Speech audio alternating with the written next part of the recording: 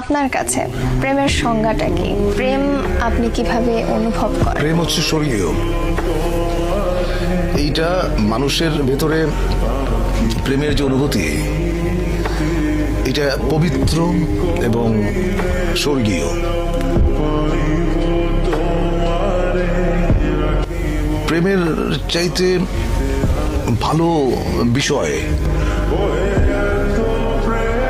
মানব ইতিহাসে নাই। আমি শুধু মানুষের প্রেমের কথা বলছি না। একটা মানুষ একটা বৃক্ষের সঙ্গে প্রেম করতে পারে, একটা মানুষ তার বাসার জানালার পাশে যে গাছটি আছে সেখানে যারা দোয়েল পাখি বসে, সে তারও প্রেমে করতে পারে, তাই না?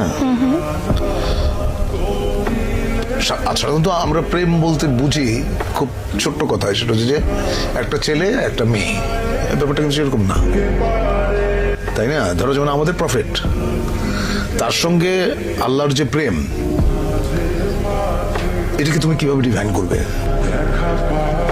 এটা ডিফাইন করা সম্ভব না। You have to feel it in your heart.